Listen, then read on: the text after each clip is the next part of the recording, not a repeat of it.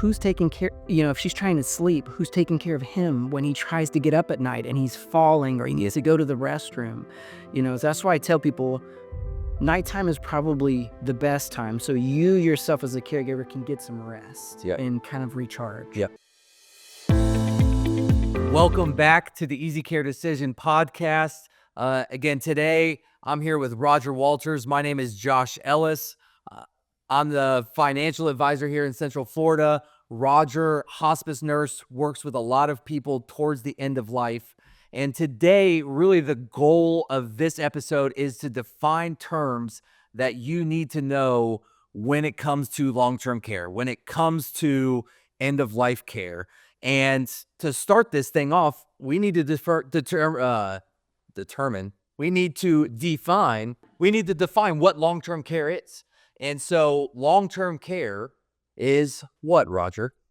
So the easiest way I can describe this is once you get to a place in your life where you need some assistance just to get through your normal day. And we're not talking about someone that's to do something or do for you everything. Just one thing.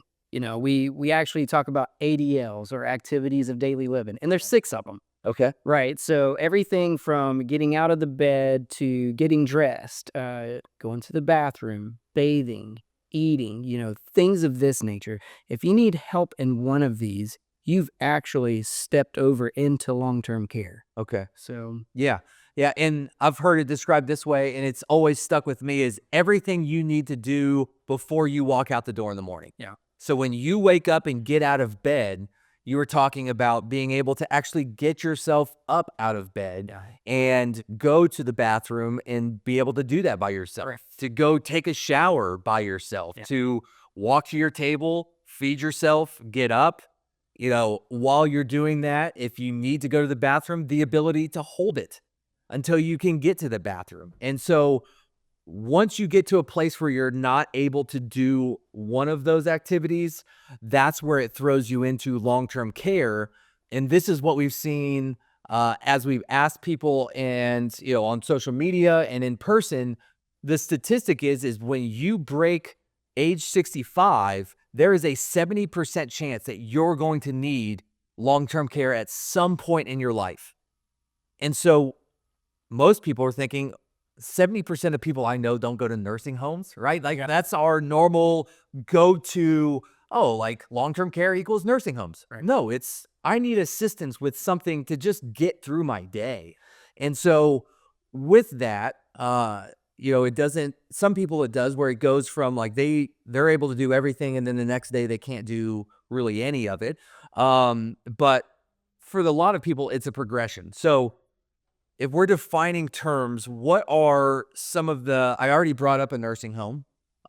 We need to define all these things. So what are the different types of care that are out there, and kind of give us a breakdown, one by one on those? Of course. And I'll throw in one more term while we're talking about this, and that's aging in place. Okay. So that is where you are receiving your long-term care. And the idea is, where do you want to be? That's the question you're asking, right? Yeah. So for most people, they thought it would either be home or nursing home. Those are usually the 2 big options. And when you ask someone where you want to be, they're going to say, I want to be home. Okay, great. So there's the home, there is your friend's home, your family's home. Are you going to have someone come live to help out? But then you've got your assisted livings. This is some people would consider it the step before a nursing home many times, and that's where you can still be independent. It's almost like having your own room in a large, nice hotel or apartment complex. Something like that, where there are some nursing staff that can help out if you need the extra assistance. Then you've got some other things too that can help out. So if you're at home but you need help just during the day, there's these adult daycares. Okay. So you can go there, get the extra help you need, have some fun during the day. And your family would know you're safe. You're safe. And you're having a great time. Sure. And then obviously we've already mentioned the nursing homes. Yeah. So those are, there may be some others in there mixed in, but those are the main ones. Okay. So when you talk about aging in place and the assisted living facilities, Are people moving into assisted living facilities when they're still able to do all 6 of their ADLs? Or is that where they start to see the decline, so they just are trying to get ahead of the curve here? Yeah, for people who can begin to plan earlier, especially, Mhm. what we're actually seeing the trend of is people are moving into assisted livings, not when they need it themselves, but when their spouse begins to need some help. Yep. This way they still have the autonomy, Yep. do what they want to do as long as they can. But especially if their spouse needs that extra help, the assisted living is really a good next step. Yeah. And you've got your really large ones where there may be a couple of hundred people that live there, and they've got bars, they've got rec rooms, weight rooms, they have just it's almost like a little city within itself. Yeah, yeah. And then you've got your smaller assisted living facilities where it's basically a converted home. Okay. 4 to 6 residents could live there. Husbands and wives can also have their own room. Um, what we've actually seen the trend to is this is actually where people would prefer to live. If I The smaller the smaller one. Okay. Because if I ask the question to anybody, where would you like to spend the rest of your life? You're going to say my home. I want to stay in my home Yeah, for sure. for my life. Yeah. The reality is most people are not going to be able to do that because of the help they're going to need. Okay. Next best thing that we're seeing with the trend is going to a small home because it still feels homey. Sure. It still gives that same vibe. Yeah. So that's really what we're seeing today. Okay. So we've got the at-home care, which is very, it's kind of in the name. You are at home. You've got people that will come to you and take care of you. There's the assisted living where maybe one spouse is needing help, but you've got a team around you, but you still have a lot of independence, especially if one of the spouses doesn't need help. Nursing home is going to be just like 24/7. There is care there all the time. And if it gets to a place where one person maybe needs help and you want to stay at home, you could do the adult daycare. I feel like marketing wise, they need to come up with a better name for that. Like my kids go to daycare, like I don't know, adult. I don't know. I'm not on the spot there, but like just coming up with a better name for that. But anyway, For sure. And with all of that, what I'm thinking through when you say all those things, with each step of that, it just gets more expensive. It does. It's and this is one of the things I'd love to bring up too is in this part of the conversation, there are things that insurance pays for. Yep. That with the in-home care, there's home health, there's hospice, and one of the major differences with those is home health is time limited. You only get home health for X amount of weeks, and then they have to pull out. And hopefully you'll be able to get all the care you need. Yeah. Again, hospice is a 24/7 thing where they're not in the home 24/7, but they can be called on. Okay. And it's a lot of extra help even beyond what home health can do. However, again, I asked the question previously in another segment of who's going to help you for the other 23 hours of the day. Yeah. And this is where insurance doesn't pay for that. Yep. And it gets expensive quick. Yeah. We like to call this private duty. Okay. And this is an out-of-pocket expense for most people. Yeah. And, it's going to be different wherever you So live. with private duty, that means that you are hiring one person individually outside of insurance, outside of all of those things, out of pocket to come with any of the extra help. Correct. And generally where we see things now is they're going to require 4-hour a day minimum, but you can do up to 24 hours a day. Okay. And, it's different for every area. For hours currently, it's $30 to $45 per hour. Okay. Which builds quick. Yeah. So I think this isn't necessarily in the defining terms, but when you said this to me, I think it's really important for our audience, the people listening, to understand this part of it. You said that most of the time they want a minimum of 4 hours. Correct. Now, everyone's situation is different, but you told me you would suggest those 4 hours to be when? At nighttime.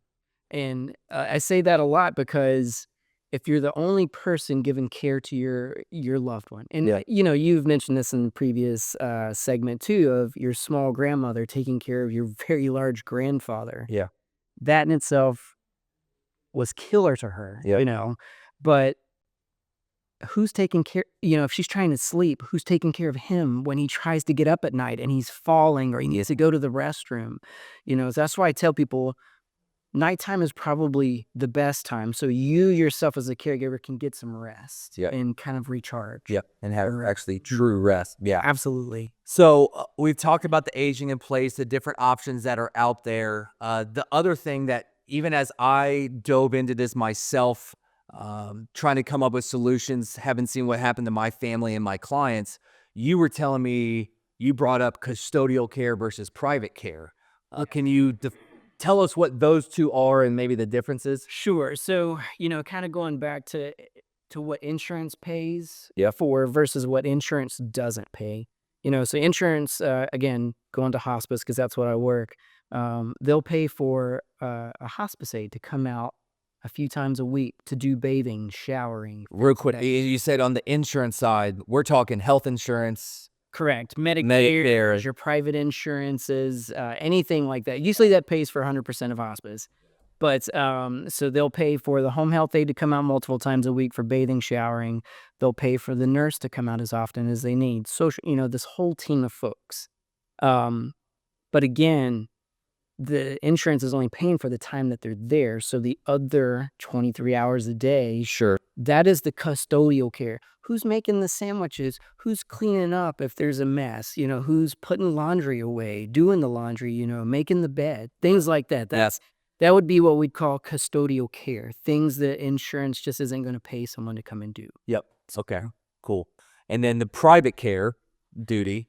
Yep, that's where you simply would pay an agency of sorts to provide someone to do that custodial care. Okay. You know, Gotcha. Okay. So those are some terms that are really important to understand. First of all, we need to know what long-term care is. And so when we see these statistics, it's not just a scare tactic to say, there's so many people doing this. Most people don't go to nursing homes. Right. 80% of care is actually done at the home, and 80% of that care is done by your loved ones, by your spouse, by your kids. And that's why when we see, like we talk about assisted living in nursing homes, that almost 80% of the people in those facilities are women. And the reason is because usually with married couples, the wife is younger, women live longer, and so they're taking care of their husbands. Husband dies, who's there to take care of mom? Yeah. And so then we find there's this heavy population of women in these places. And so again, the heart of all of this is to help you start having the conversation and have an easy care decision so that you can start thinking about, here are what my options are. I want to age in place. I want to know where I want to end up. And maybe, you're 10, 15 years away from assisted living, but kind of what that looks like, maybe what some of the price is, what it is that you actually want. And I think what's really important too is if you do want to stay at home and the care part gets more expensive, understanding and having the conversation with your family to say, this is what I need from you. Yeah. We talked about it in our last episode, but most of the time the care is done by one person. Yeah. It is the spouse, it is the one child. And, does that one child know that they are going to be the bearer of that?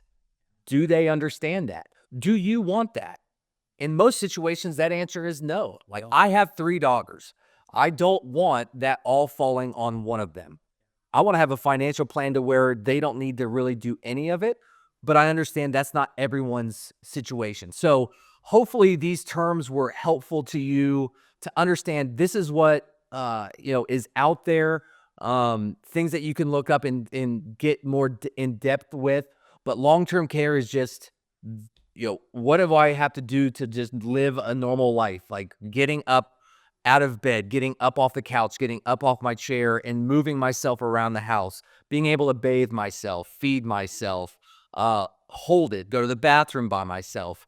And so when you understand that and that those are the things that the odds of needing that are high down the road, we need to have that plan, and it can be easy if we start to come up with that plan now versus down the road. So next episode, we're going to dive more into, Roger brought up the insurance side. We want to dive more into the numbers of this. And so this is where I kind of geek out and where I was excited of where this can be actually the numbers make sense. Yeah. It's not just the emotion of it, which is a part of this thing, but logically it needs to make sense for you financially. And so we're going to talk about how to leverage your dollars. And again, that term needs to be defined, right?